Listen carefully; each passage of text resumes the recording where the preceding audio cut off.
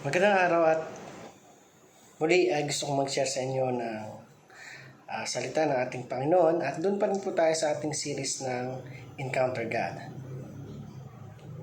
So, ang title ng topic natin ngayon is Called for Mission. Then, basahin natin yung verse sa aklat ng Jonah 1 verse 1 hanggang 3. Sabi dito, ang aklat na ito ay naglalaman ng mensahe ni Yahweh sa pamamagitan ni Jonas na anak ni Amittai.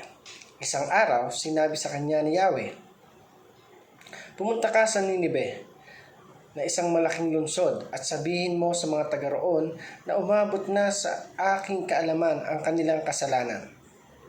Sa halip na sumunod, ipinasya ni Jonas na takasan si Yahweh. Nagtungo siya sa Joppa at doon ay nakatagpo ng isang barkong patungong Tarsis.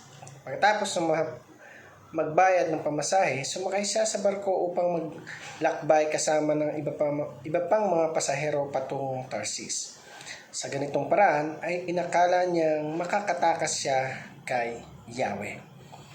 So, sa pagkakaalam lang po ng lahat, si Jonas po yung kinain ng malaking isda. At siya yung inatasan ng Lord na ipahayag si Propeta Jonas ay naipahayag sa buong Ninive na umabot na sa sukdulan ang kanilang mga kasalanang nagagawa. And yung Ninive po ay isang malaking lugar na kung saan ay maraming mga pasaway o mga tao na talagang taliwas ang ginagawa sa nais ng Diyos sa buhay ng bawat isa.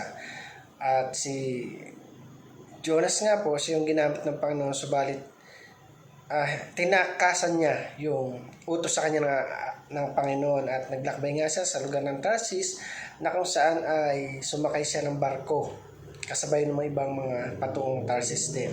Pero dahil nga sabi nga kagaya nung naging title natin, Called for a Mission.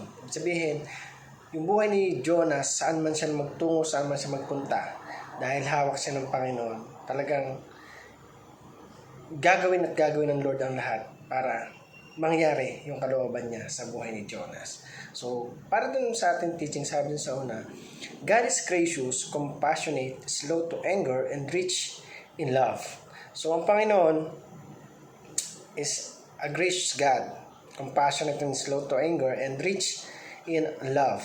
So, yun nga, ng time na yon hinampas ng malakas na alon, yung kanyang sinasakyan hanggang ito ay milapon o tumaob. At yun nga, nanatili siya ng ilang araw sa bibig ng malaking isda. At pagkatapos nito ay nagulat na lang siya na dun pa rin sa dinila sa lugar na kung saan ay isinugo siya ng Panginoon sa lugar ng Ninive. Ibinalik siya doon habang naglalakbay sila. At tunay nga ng Panginoon ay talagang kapag tumawag, kapag inatasan ka, talagang hindi ka niya papakawalan. Sapagkat alam ng Diyos kung ano yung ginagawa niya. Sabihin, ikaw yung may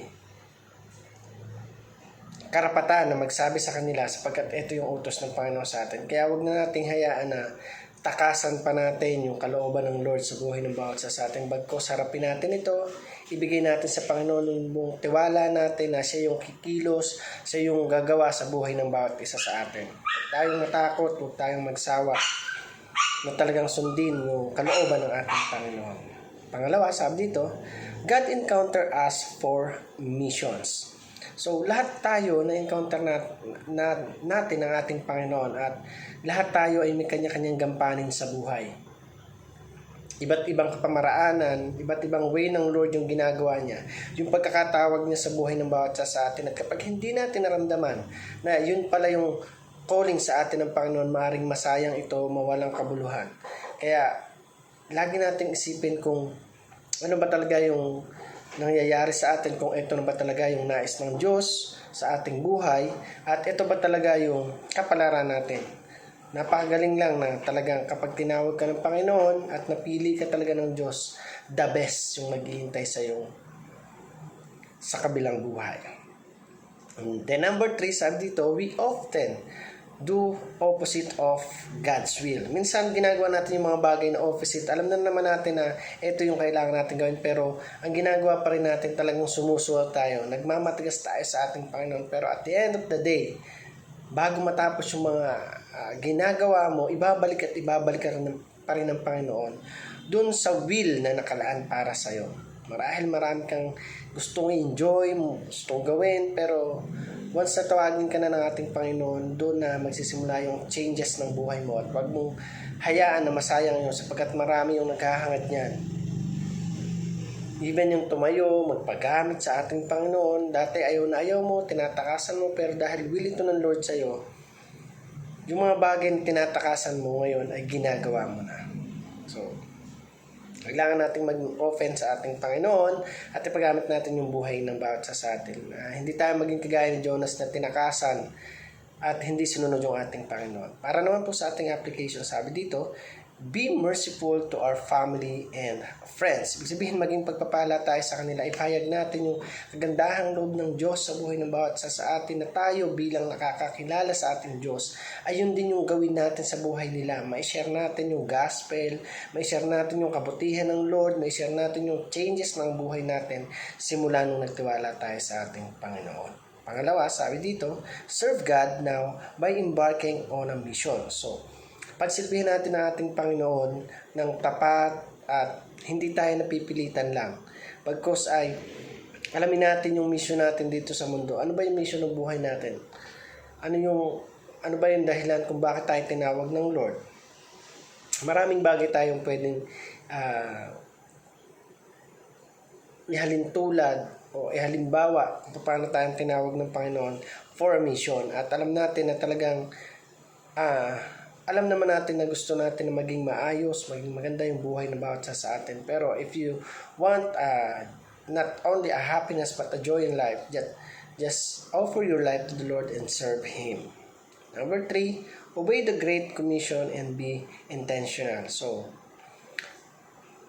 sundin natin, obey natin yung Great Commission ng Lord sa buhay ng bawat sa atin. Sapagkat, sabi nga, yung paglilingkod natin sa Panginoon ay huwag natin gawing biro. Seryosohin natin sapagkat ang Diyos ay seryoso sa buhay ng bawat sa atin.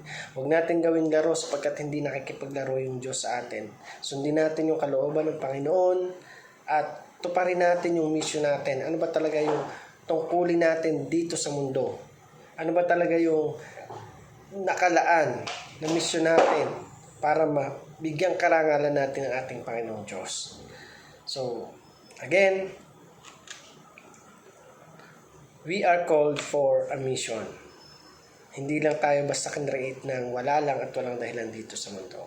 So, we need to find it at huwag nating takasan ito. Harapin natin at pagkatiwala natin sa lahat sa ating Panginoon, at siya na yung bahala na magtama at magbigay ng kasagutan doon sa mga ginagawa natin. Because God is always with us. At yung pag-iingat, paggabay niya sa atin ay patuloy nating nararanasan. So again, salamat sa panonood at pagpalain ka ng ating Panginoon.